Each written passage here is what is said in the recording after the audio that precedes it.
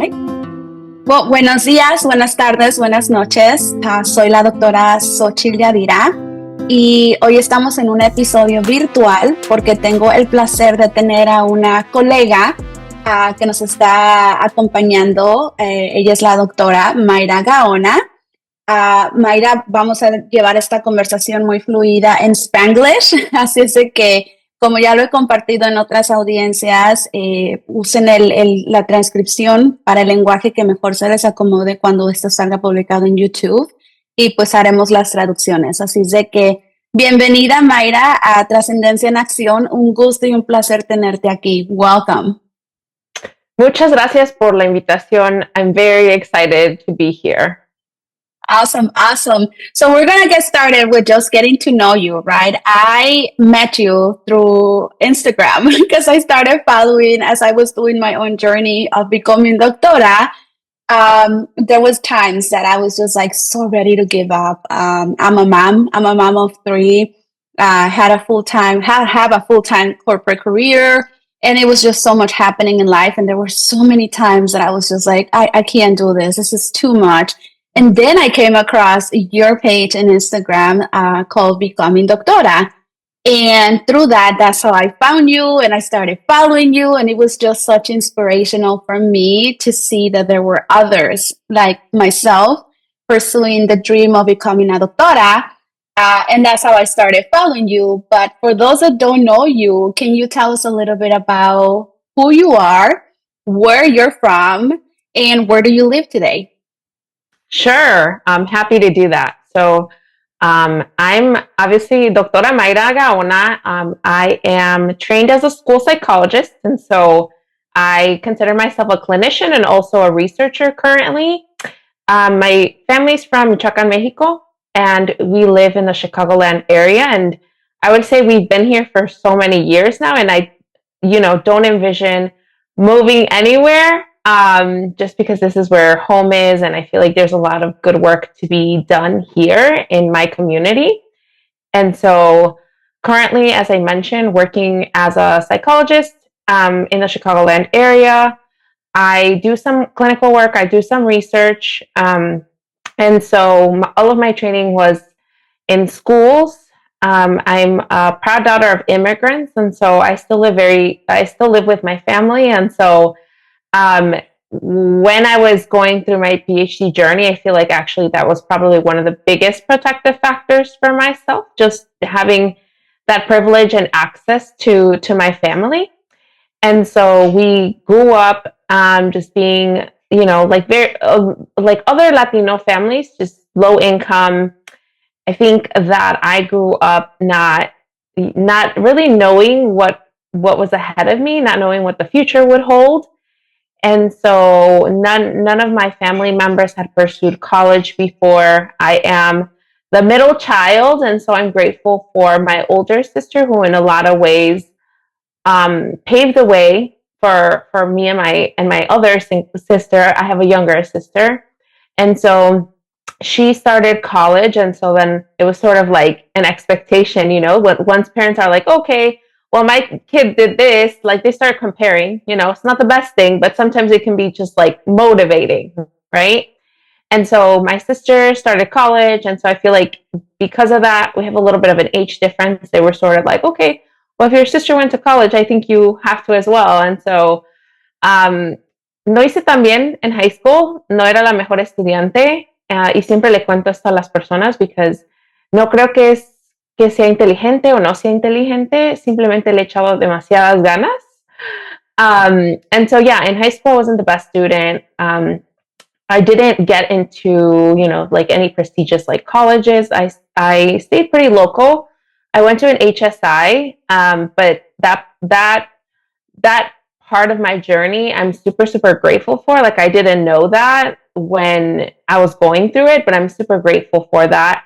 And being in an HSI, like the environment, that is so positive and so protective for a lot of us as Latinas, right?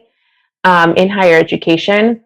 And so after that, I feel like there was a switch was flipped, and I was like on it. Like I was like, doing really well in my studies. when it came time to, once you start graduating, people are like, what are you going to do? And so tuvimos una profesora que nos preguntó qué van a hacer después de que se gradúen. And so none of us had really, we were all like Latinos, right? So we were all sort of like, we're not really sure, We observed that our faculty were obviously professors, had their doctorates, but I don't think it ever clicked for us. Like, oh, shoot, like I can probably do that too. And so with their encouragement, like some of us ended up just like applying to graduate school. It was like a very fast thing. Like I always tell people, like, do not do what I did. Like, make sure you take some time to like think through like what you're doing and make sure that you're like 100% sure about the decision you're going to make, because grad school is like not an easy feat, No. And so I never recommend that, but that was the case for me. It ended up working out, right? But I applied to like graduate programs, and then I applied to a variety of different programs. People always ask me, like, how did you select your program? I know for me, as I already mentioned, a non-negotiable was I have to stay local. Like, I cannot move, right? And what's interesting about that is obviously that's frowned upon in academia, right? Like, you have to be willing to move. And I was like, Like absolutely not. explore so you can Ajá, grow and get out. Yeah. ajá.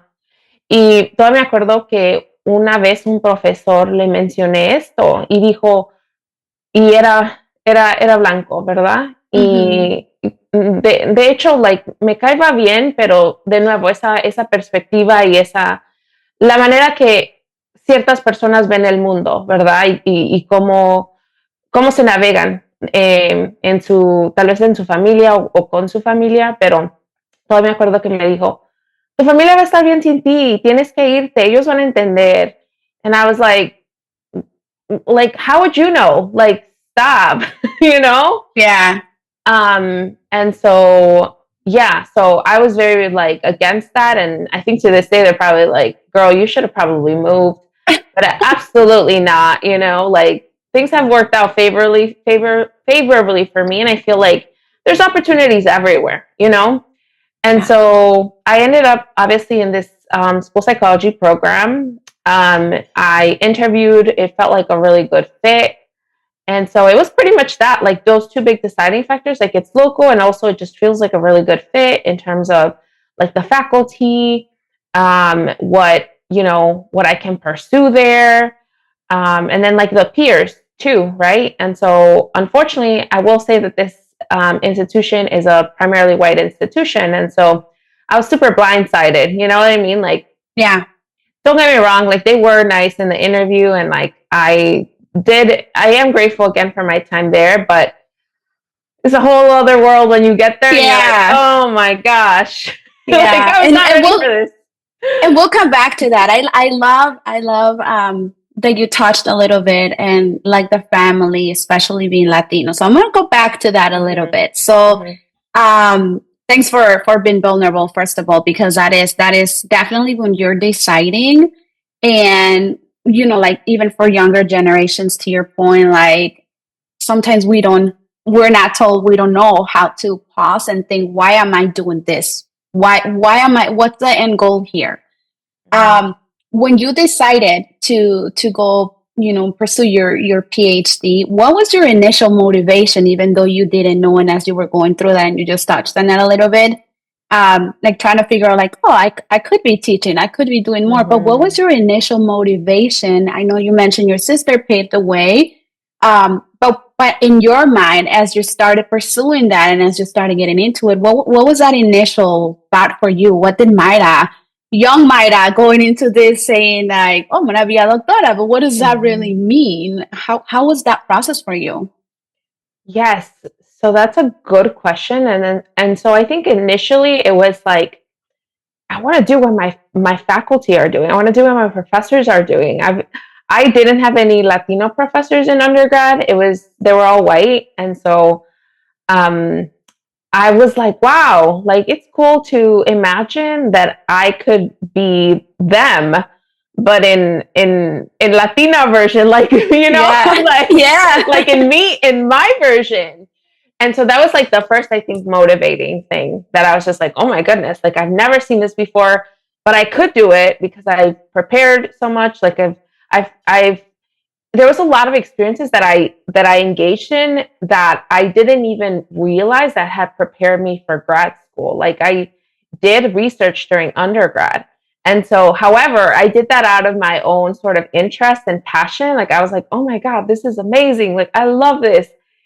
And then it ended up being that this allowed me to prepare to be well prepared for grad school. And so that was the initial, I think, like motivation, like, oh, like I'm prepared and I could become them, the Latino version. And I think it just eventually ended up evolving, right? Like the motivation and like my why. Mhm. But I would say that that's how it initially started, just like the idea of like, oh my gosh, I could become this, right? It's almost like I could become a source of like representation.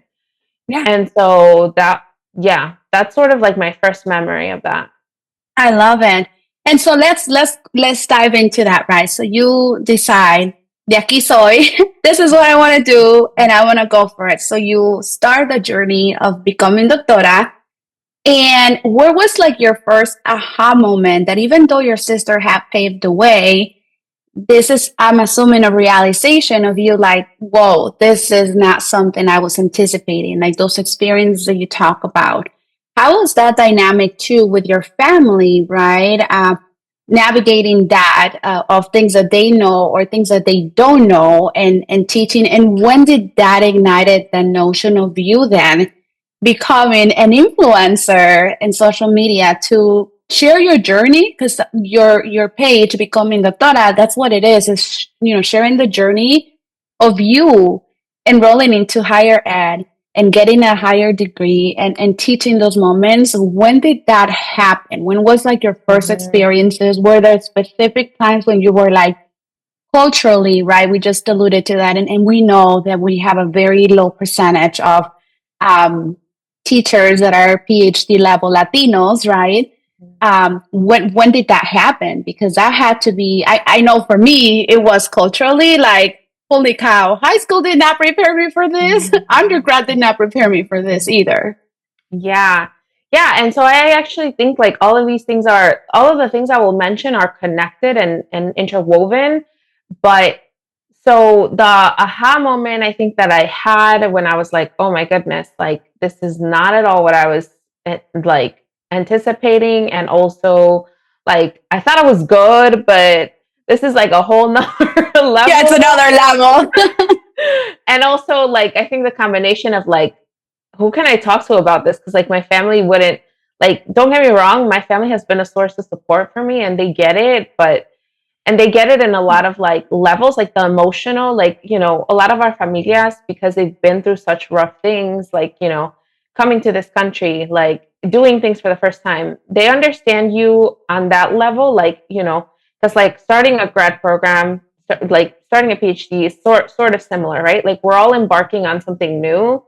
So es Yeah, un poco similar. So en las emociones y en eso podemos conectarnos, right? And we can say right. there's similarities in that. But then the nuances, like the dissertation, like no, they're not. They're, like Right. most of the time they won't understand. And so Yeah. I'd say the first moment for me that happened was probably my first or second year in the program. I would say specifically the first year. The first year was absolutely rough for me, like very rough. I was navigating, obviously something new, but with very limited resources. And also at the time, I didn't have a huge support system. So like now what my support system looks like, it's incredible, right? Like what I've been able to build and the way that I've been able to connect with other folks. But compared to those times, like, yeah, it was not at all, right? What it is now. Yeah.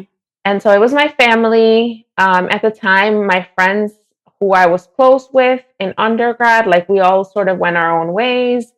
And so we were all doing our own thing. And so I think that I was going through a lot of things alone. And so I would cry. I would cry pretty frequently. Like I would commute to my school, and on the way back, like I'd be crying. I'm just like, oh my god, this is so hard. Like I did not envision that this is what it was going to be, and I feel so dumb, and I had so many doubts in my first and my second year.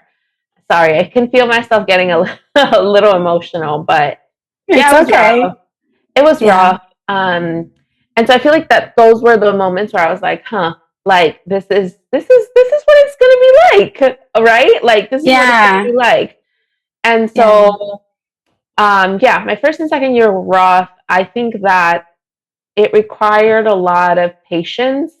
That at the time, again, I couldn't acknowledge all of the Yeah. different skills that I was using, like that I was being resilient, that I was being patient, that I was really like problem solving through things. And now I can say that's what I was doing. Yeah. Um, One and part of so, that too, yeah, sorry for interrupt, but no, it's you're like fine. what you started with, right? Like our families, we stand on the shoulders of generations of resilient and go-getters and pursuing the American dream and overcoming so much challenges that's embedded in us as Latinos. That's one way Mm-hmm, or another, whether we know it or not, that's mm-hmm, part of who we mm-hmm, are. We're just resilient at the core of who we are mm-hmm, and the fundamentals of our values. But to your point, I think the hardest part, because I agree with everything you're mm-hmm, saying, and I do get very emotional because we're emotional creatures. As our Latina culture, let's just start with that. We're super touchy feeling, right? And so when we can clearly see that we're doing this for a reason, I think part of that emotional roller coaster, it's the heaviness of mm-hmm, knowing that this is something we also have a responsibility that we put upon ourselves for our families. Like I'm doing this for my abuela, I'm doing this for mm-hmm, my mom, I'm doing this for my tios, like for all of the Latinos. Like we put this weight on us that at the same time as we're trying to figure things out, it gets really like I didn't even comprehend that when I mm-hmm, started. Right, to me it mm-hmm, was more like the pride of like, oh my god, I'm gonna do it. I know I'm gonna do it. It was hard, but I knew I was gonna do it. But unconsciously, and you probably know this better as a psychologist now, it's that unconscious feeling, that unconscious bias of all the weight that we carry then becomes the imposter syndrome on us that makes us doubt because we got so much responsibility. Do you feel like even though you had that emotional support and you had the familia right there to hold you, do you feel that at some times it was also the pressure of the culture, the pressure of not knowing how and where to move forward, also carrying that in you, right? Like you feel it out, like you feel the heaviness. Did you ever feel like that? I would say that a little bit. Like I think this is where a lot of other things come into play. So, like, I know for me, a almost like personality trait or character that we carry within our family is like we are type A, like kind of people that nos inculcaron like si lo vas a hacer, lo vas a hacer bien. Hazlo bien. That Exactly, fast. exactly. So like I feel like I say a little bit because I feel like that was always maybe somewhere in the back of my brain where it was like you chose to do this, so now you have to really figure this out. And so I know for me, every single decision that I've made, I've always like it's always in the back of my brain, right? Like, how will this impact me and those around me? And what will this like? Yeah, in a sense, and I'm working on this now, but always sort of wanting to please, my family and making sure that I know that this is a sentiment that a lot of children of immigrants have in common, where it's like you don't want to let your family down because they Yeah. did so much for you, like coming to this country, like sacrificing so much. For many of us, our parents are still hustling, still working, and so it is, I think, always present, sort of in the back of my brain. And so I say a little because I do think it comes into play. Maybe like we've been talking about like more like conscious versus unconscious stuff, right? And so I do feel like that was sitting there in my unconscious, you know? Yeah, yeah. No, and that's important to acknowledge because I was recently a keynote for a college and talking to undergrad students, and the majority are Latinos, and so even just acknowledging that the second and third generations are still right, whether you're first generation, but second and third generations are still dealing with some of those nuances, and sometimes it's unconscious, right? And it's like you almost have to pause and recognize, where is the overwhelming coming from? Is it because academics are hard? Because they are. Mm-hmm. But is it more because of your fear of letting your parents down or letting yourself down? And then how do you address that? So it's a lot. It's a lot Mm-hmm. emotionally to carry. But so as you were doing this, when did becoming Doctora, your social media then Mm-hmm. exploded from that? Is that where you found, like, I can't really talk to my family about the academics and the struggles. I can go to them for the emotional and the support system that I need. But then when did the social media expand it for you and your notion of, like, let me share my journey so others can share it with me, right? Yes. And so, yeah, that came the third year of my program. And so I spoke to you about the first and the second year being extremely rough for me. And so I I wanted to build something for myself, like an outlet, like a stress relief outlet, o lo que le quieran llamar. Yeah. But I decided that, and I had it, I think, in my mind just for several like weeks, like months, I'm not sure. But I had thought to myself, like, I saw pages like Latina Grad Guide. I saw pages like there's Doctora Mari, who's academic mommy. At the time, uh, I believe Doctora Lorena, which is the Doctora Hood. And I was like, okay, like I see what Hmm. they're doing. I see what they're doing. I also sometimes, to be honest, I felt a disconnect because I'm in the Midwest. And so it's different, I feel Yeah. sometimes. Um, to be a Latina, right, in California, right, is different than to be a Latina in the Midwest, right? And so again, when I share about my Yeah. experiences, I share my experiences as specifically being in a PWI in the Midwest, right? And so I felt, okay, I think I have something to contribute. I have, you know, this is sort of my identity. This is sort of like my positionality, right? And so I feel that anything I have to share is like valuable. And so I went ahead and created actually my page during like the pandemic. So in 2020. And so again, at the time I was in my third year of my program. And yeah, I just sort of took a leap of faith. I was just like, I think during the pandemic, everybody sort of started new hobbies. Like, so that was me. That was me. That's what I was doing during the Yeah. pandemic. And so yeah, I was like, I think I want to share sort of all of the things that I'm going through.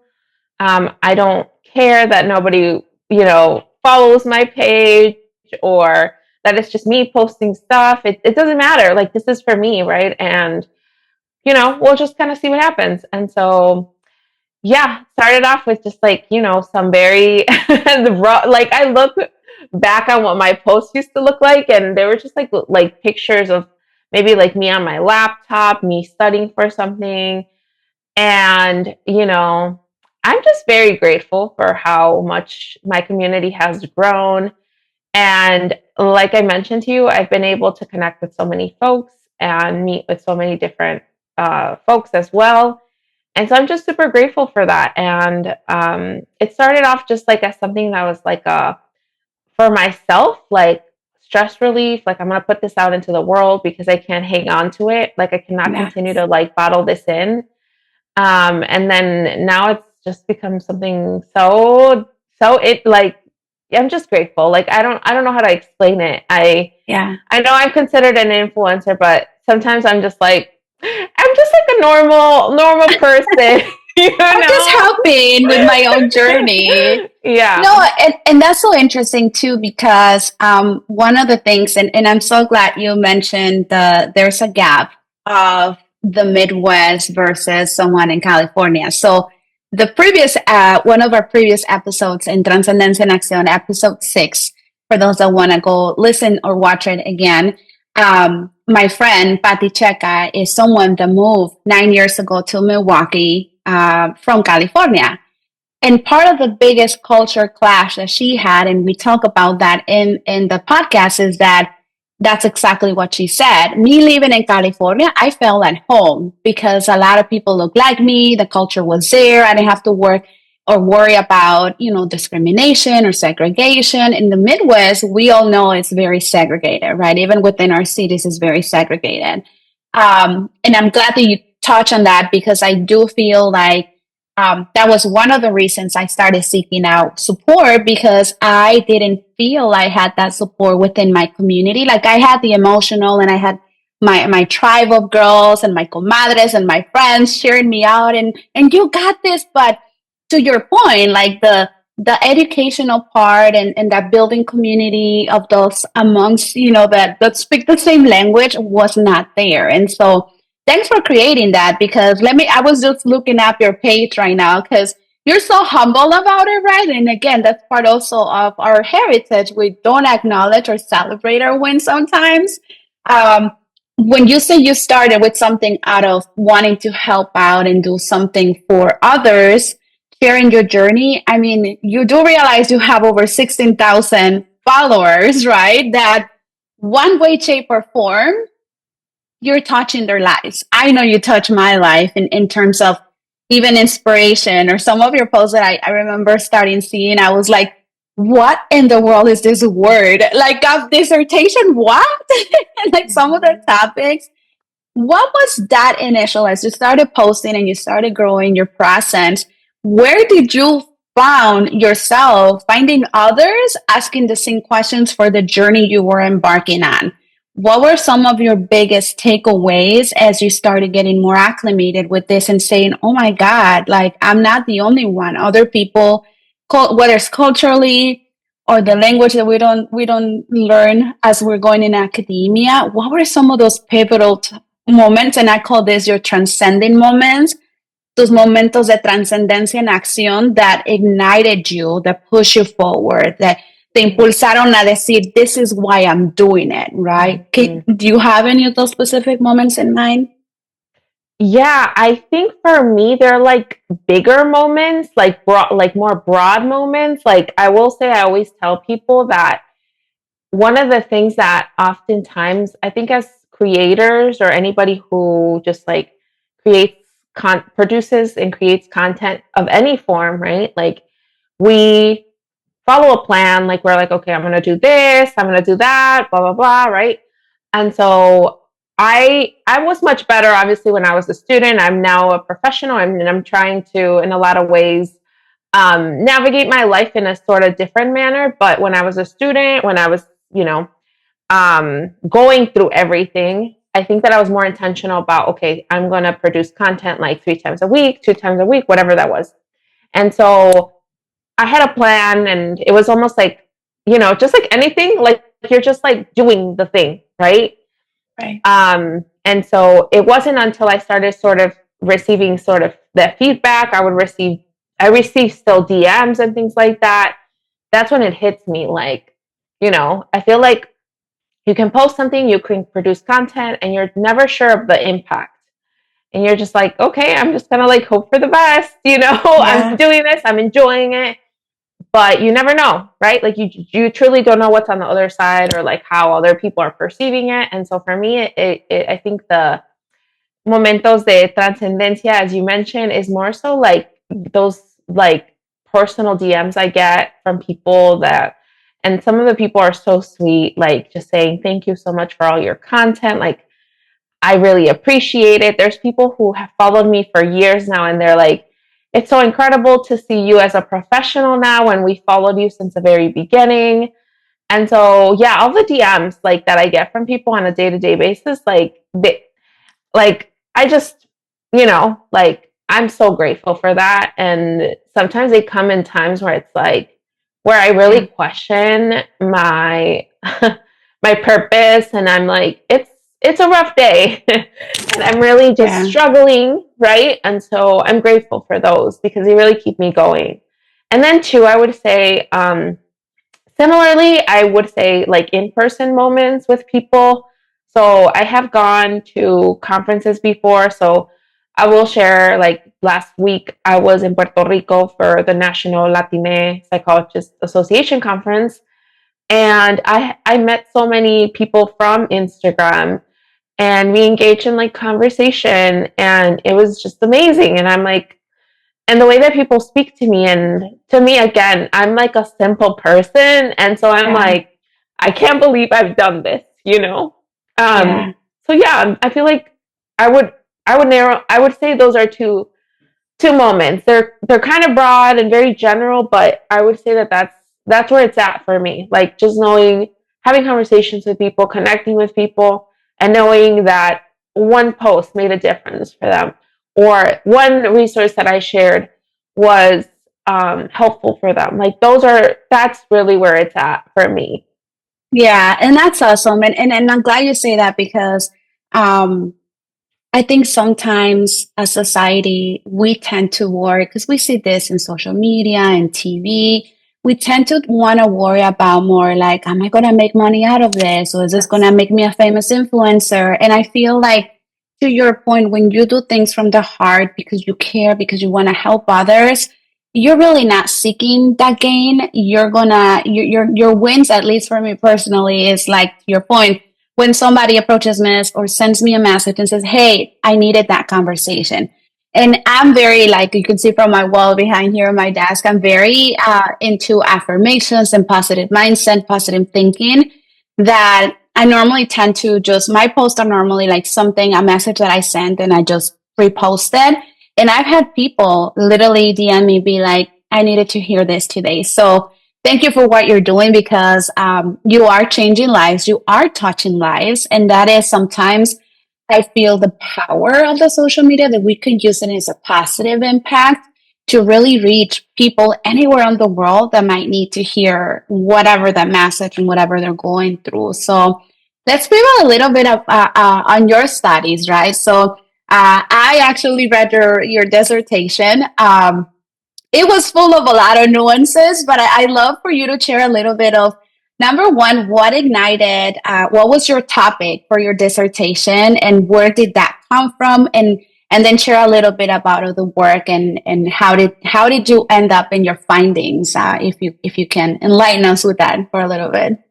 Yeah, so as I mentioned, I all my training was in schools. I am a school psychologist, and so I have been interested in trauma for, I mean, I would say from the start of my journey. I feel like that's something I've always been interested in, specifically childhood trauma.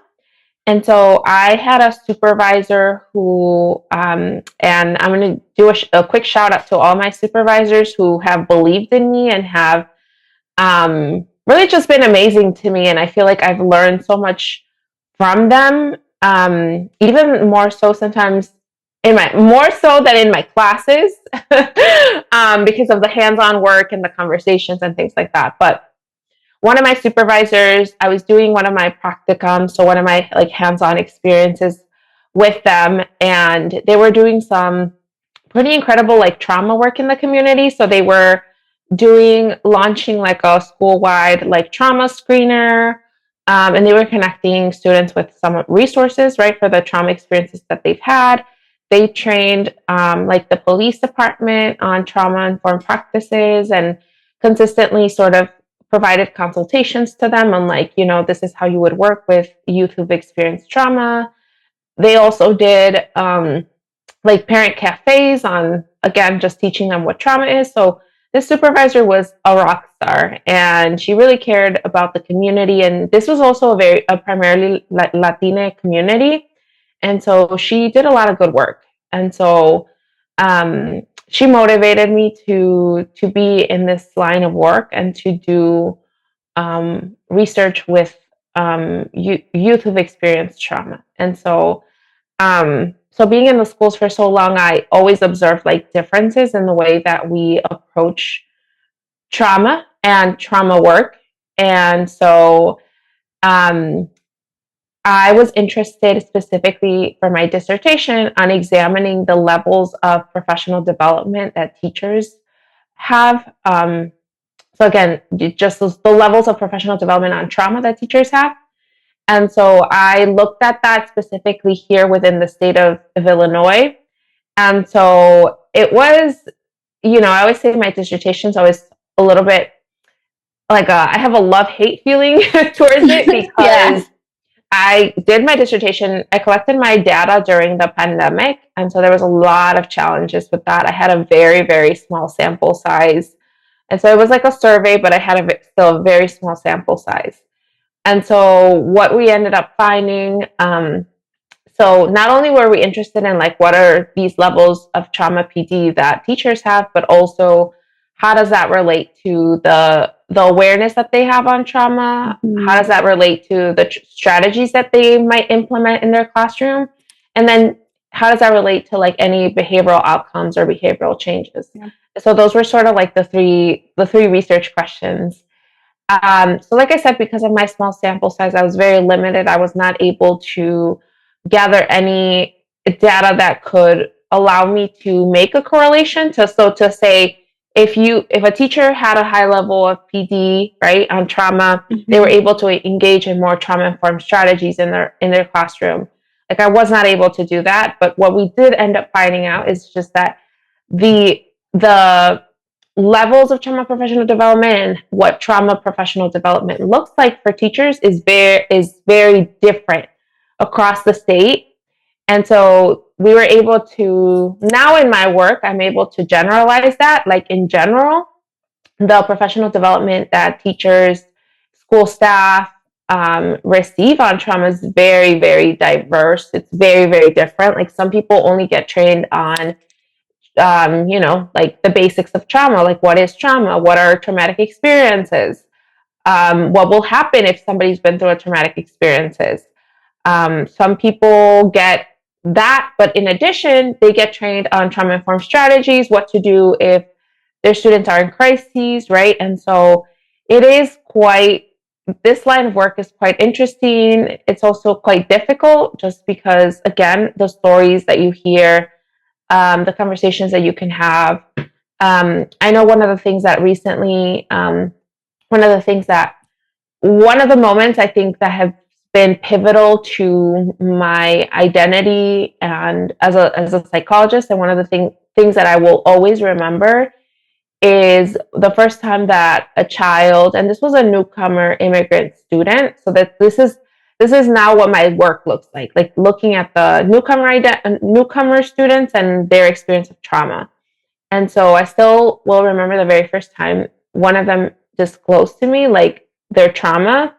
And at that moment I realized like this is different. This is different than, don't get me wrong, we all go through traumas, but the trauma that a lot of newcomer, especially newcomer immigrant youth experience is just different. And that experience still has stuck with me, and it was one of the most difficult, I think, just like disclosures ever. But I'm pretty, like, again, invested in this work. Currently still do trauma work.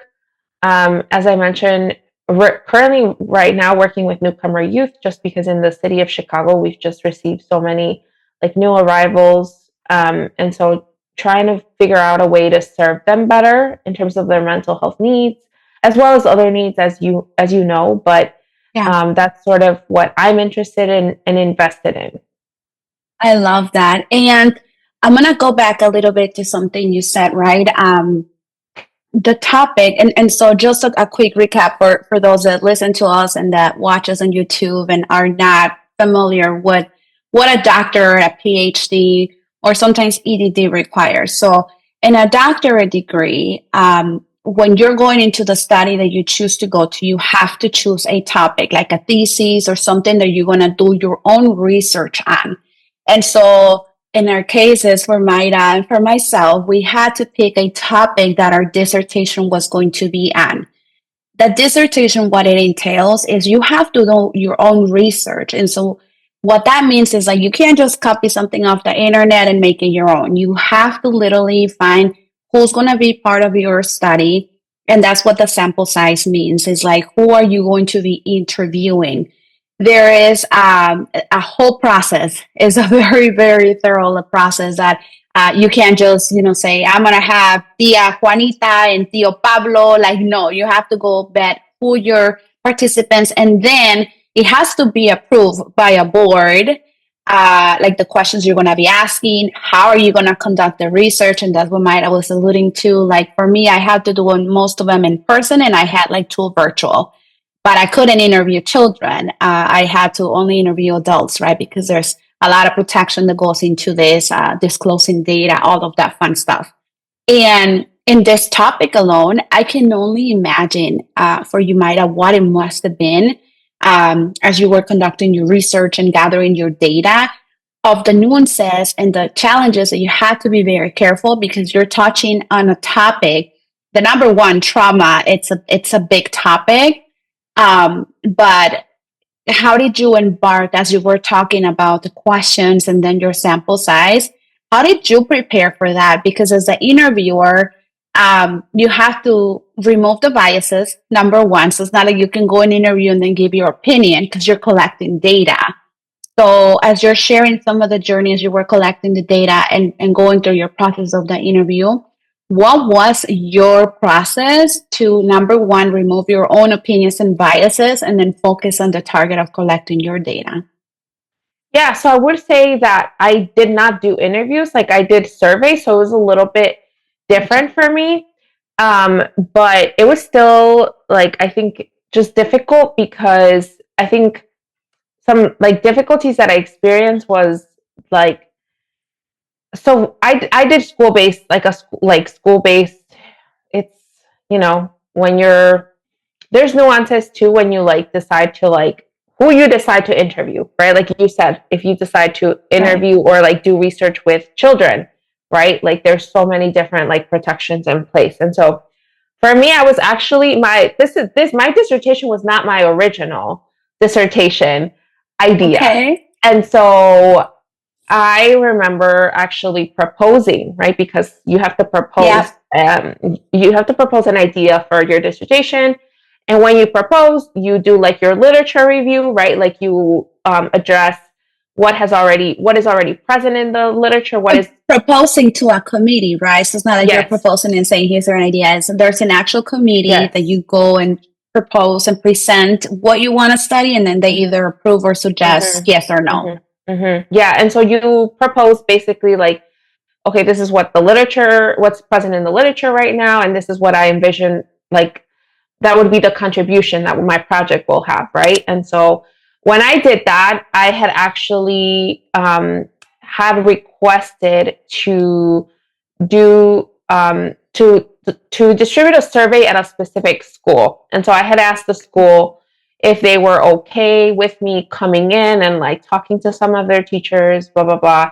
I don't remember now some of the different things. Like I want to say there was like a qualitative component to this as well. I think it was like a mixed methods, meaning Mhm. quantitative and qualitative components. And so as soon as I proposed and I got approved, I sent them an email and I was like, hey, I got approved. Like, let me know how we can move forward. And they were like, I'm sorry, it looks like we're not going to be able to move forward with this. And so I had already talked to them. I had made sure that they were going to be on board, whatever. And actually, that was like heartbreaking for me. Like, I was just like, but it's too soon to go through this Right. heartbreak.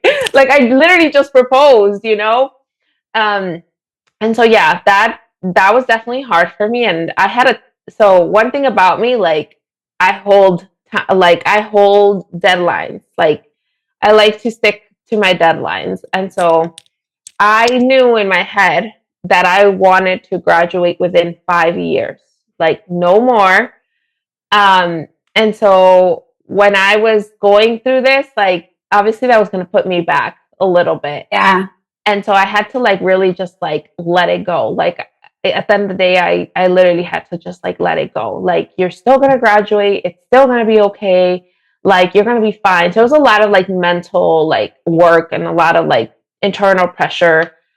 It ended up being that I was able to like,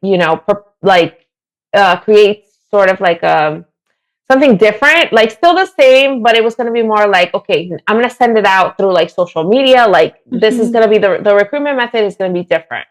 And so I was able to make the changes relatively fast, but that's one of the biggest challenges that I experienced. Like, it didn't end up being actually my original plan.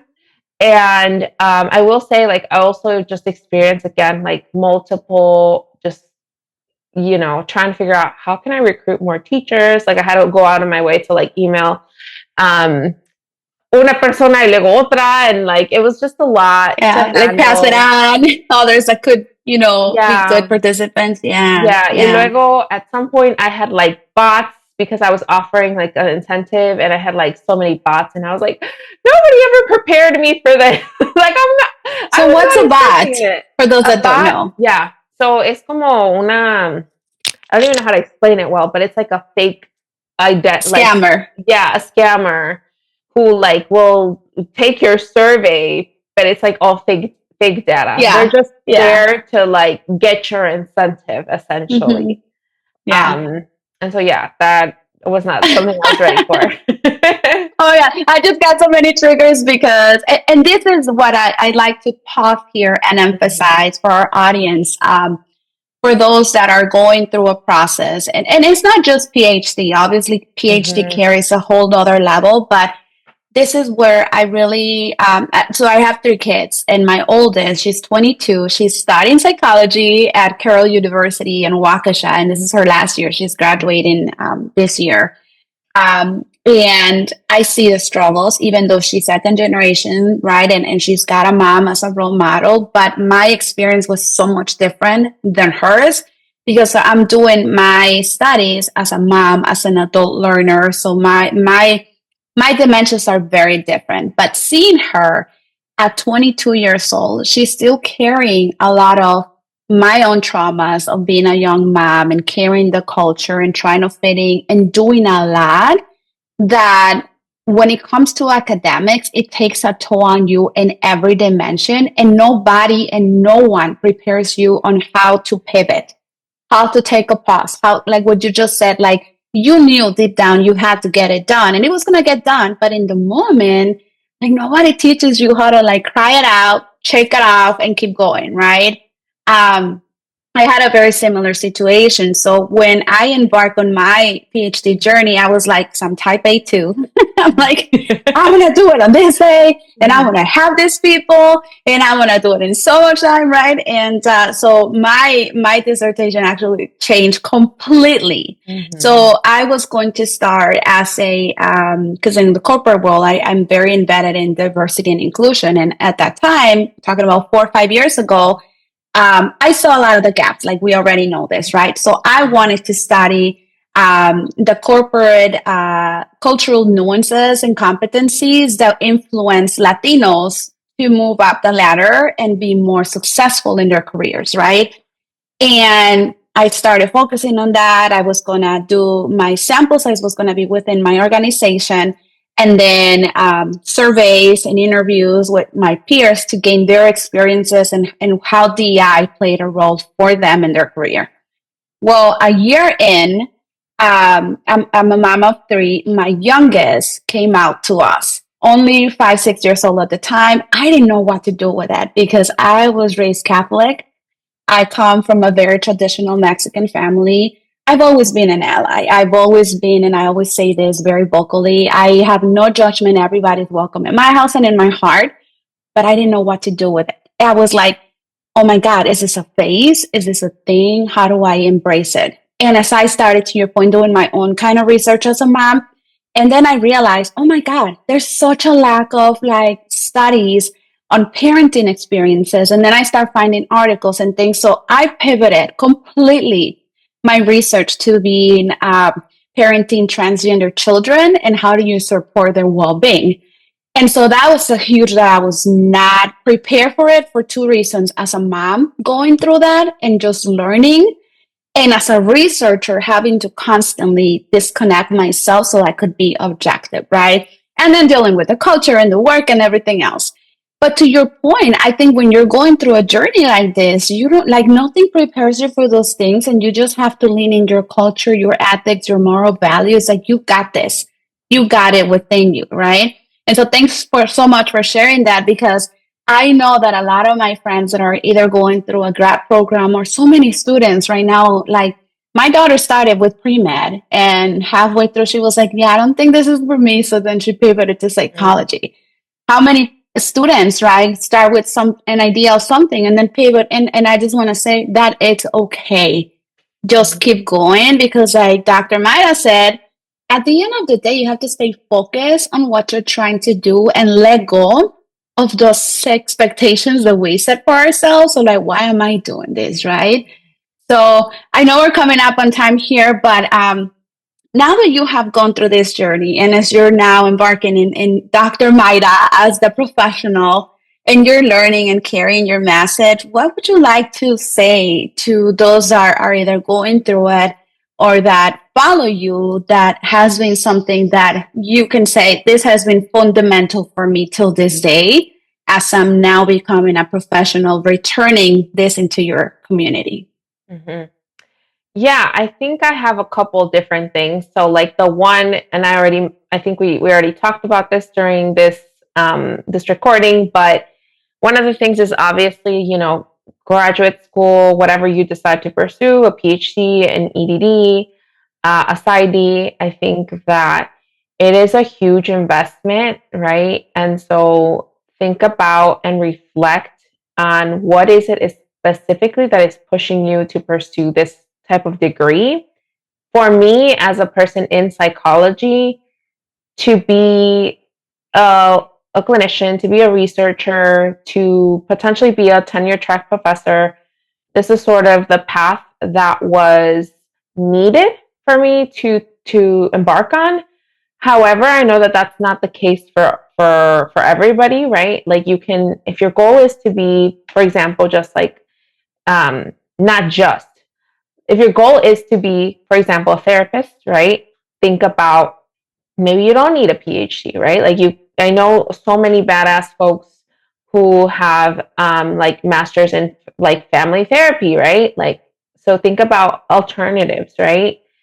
Again, this is a huge investment, making sure that you are, feeling 100% at just about your decision. And, I shouldn't say 100% because I feel like for a lot of us, it will be like you are sort of taking a leap of faith, but making sure that you're conscious about all of the different things that this decision can entail. So that would be my first piece of advice and like a friendly reminder. Like take your time. Don't feel like, you have to rush through the application process or like I have to rush to apply to graduate school. Like you do not. Take your time because it's a huge investment. So that's my first. My second is I would ultimately say that, and I know that this is probably not empowering um, in terms of like, okay, motivating people to go to graduate school, but I'd say that nothing is worth, like a PhD, whatever graduate degree, is not, um, more valuable than your mental health and your well-being at the end of the day. Um, I think that I've seen a lot of folks like sacrifice so much for their degrees, and I think it's okay to sacrifice something, but to sacrifice that much, I've seen a lot of folks become physically ill, develop conditions, and so I say that, but also, just take care of yourself, take care of your body. Like you're important, right? Be in tune with your body. Like I know one of the things I started doing towards the end of my graduate studies, and there's habits that you wish you would have picked up sooner, right? But for me, I Yeah. made sure that I created boundaries, right? Like I'm not working after 5 p.m. Like that's not a realistic expectation because I have to like recharge. I have to spend time with my family. Make sure you go to those doctor's appointments, go to the dentist, like take care of those appointments, If you don't take care of yourself. If you don't care for yourself, then who will? Like, your professors certainly won't, right? Nobody in your programs will. So you need to take care of yourself, right? So obviously that's like a twofold answer, but like, yeah, one, don't sacrifice anything for a degree. And also, if you do decide to embark on in a degree, um, making sure that you take care of yourself, that you are well physically, because trust me, your body will will tell you you need to stop. Yeah. It's And amazing how your body yeah, manifests that in different ways, right? yeah. And three, I would say, this is my last one, but just know you're not alone, right? Like, if anything, if there's anything that I've learned, I think just in these past, I guess now like 7 years, since starting my program, is that there's just like a whole community of Yeah. folks who are in higher education, who are pursuing graduate degrees, who are professionals, first gen professionals navigating these different spaces and different experiences. And so, like, you're not alone, truthfully. I know sometimes it can feel that you are, but you're not. And even myself as a professional, sometimes I'm like, oh my goodness, like, I'm still learning, I'm still evolving, I'm still going through experiences, and I have zero clue what I'm supposed to do. But just know that there's people that you can ask, and it might take a little bit of time to find them, but you will, because there's other people who have been through it. So that would be my last piece I of love advice. it. I love it. And for those that are interested, your dissertation is published, so you can find it. If I'm not mistaken, it's available in most of the public publications out there.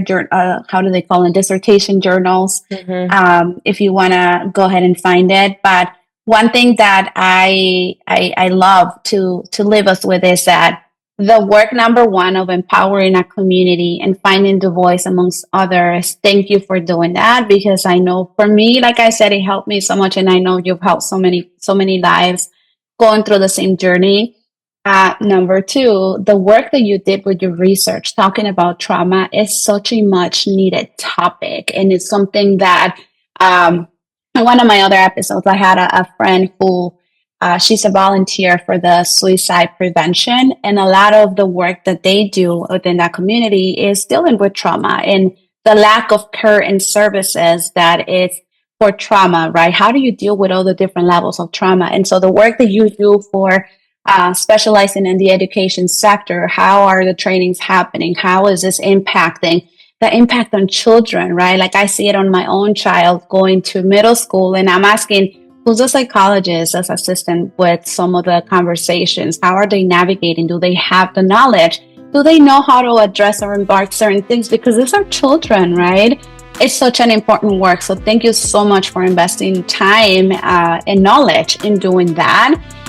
And then lastly, right, follow her pages and becoming Doctora, because a lot of the content that you now put is not just about what your journey was, but now as a professional, right? I constantly see that you're posting things and findings on your experience and things that you're doing and the keynote speakings that you're doing. So keep that up. Honestly, that has been so transcending for me as well, because now as a parent going through still my journey, I forget sometimes that I have my own traumas that I need to work through in order to help my child, in order to help my community, in order to serve as a good leader. So thank you so much, Mayra. I hope this is not the last time I have you here in Transcendencia en Acción. Obviously, as you grow in your careers, a lot of the topics that I like to embark is obviously mental health is a big one that I love to talk more about. So I look forward to having you in the future and talk more deep dive in the work that you're doing. But any parting words that you have for our audience? No, just thank you so much for the invitation once again. And I hope you all enjoyed this episode. It's been a blast to be here. Thank you so much. All right. So we'll be putting all of the different contents and links for Dr. Mayra. Thank you so much for everything, Mayra. And los mero muy pronto. Gracias.